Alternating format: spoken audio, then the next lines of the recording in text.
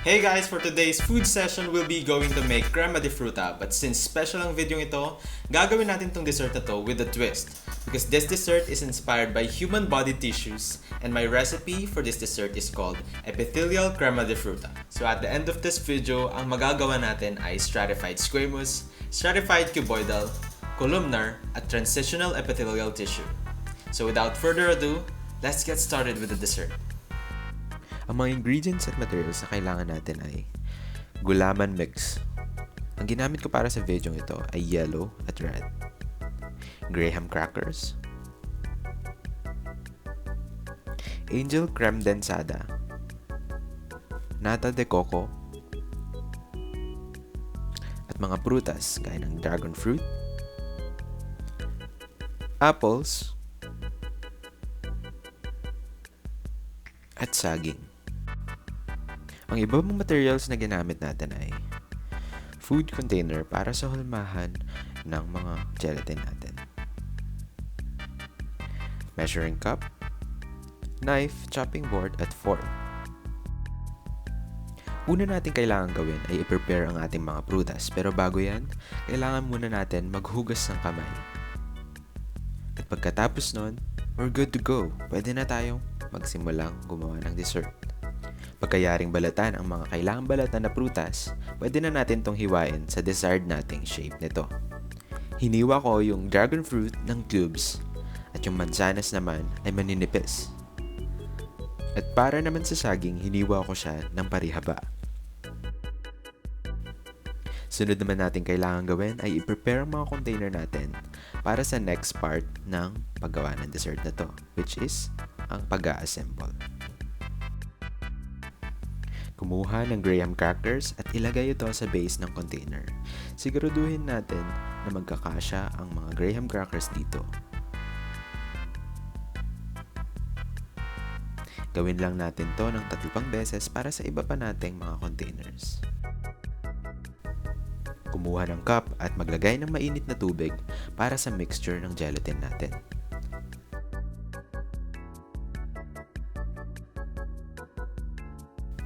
Sundin lang ang guide sa portions ng pwede mong ilagay sa gelatin mixture na nakalagay sa likod ng sachet.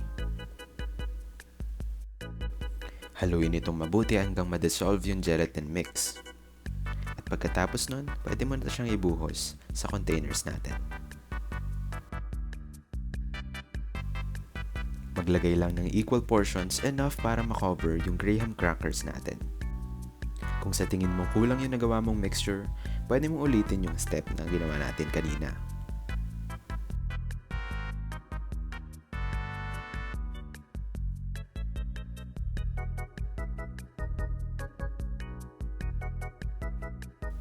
Set aside for 5 minutes at pwede na natin ilagay ang mga prutas natin dito.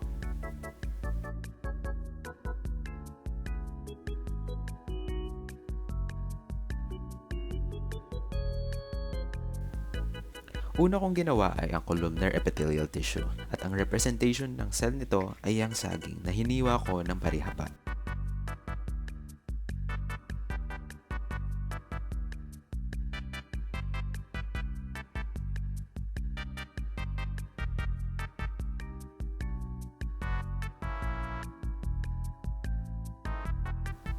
Sunod naman ay ang squamous na ginamitan ko ng mansanas na hiniwa ko ng maninipis.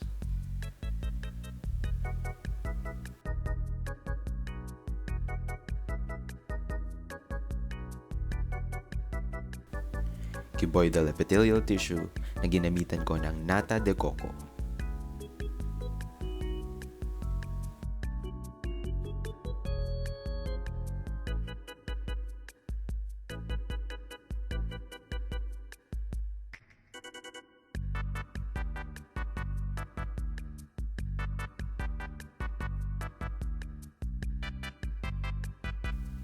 At ang panghuli ay ang transitional epithelial tissue.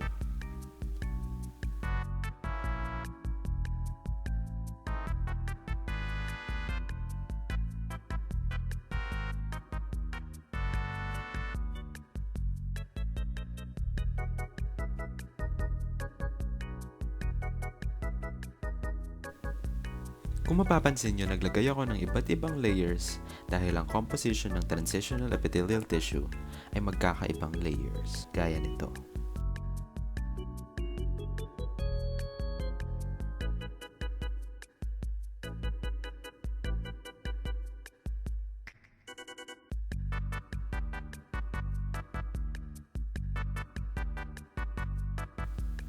Pagkayari natin mag-assemble, pwede na natin itong iset gamit ng gelatin mixture. Gumawa lang ako ng bagong set ng gelatin mixture at ito ay 4 cups ng yellow. Depende yan sa inyo kung gaano karaming mixture ang kailangan ninyo para makover nyo yung container na ginamit nyo.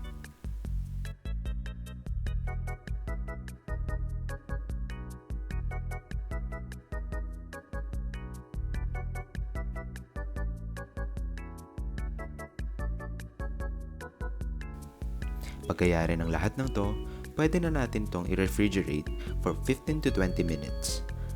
Kapag naset ng mga to, pwede na natin siyang lagyan ng frozen creme densada at iserve. Ito ang columnar epithelial tissue. Yung base graham crackers natin ay representation ng base membrane. At yung saging natin ay columnar cells. Ito naman ay stratified cuboidal epithelial tissue. Mapapansin nyo dito na may base membrane din siya gaya ng columnar at may 2 layers siya ng nata de coco ng cuboidal cells natin. Stratified squamous epithelial tissue naman to na may base membrane din at may patong-patong na thin layers ng squamous cells, which is yung mansanas. Finally, ang transitional epithelial tissue natin na composed ng dragon fruit, nata de coco, at mansanas with our base membrane na graham crackers.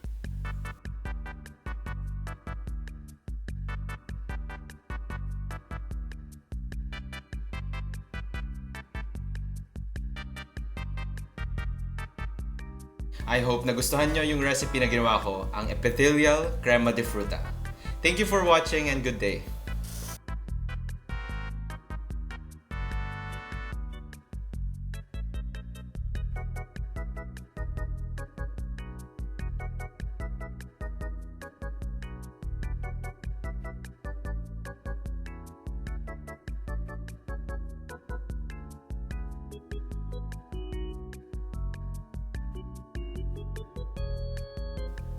So at the end of this video, ang magagawa natin is stratified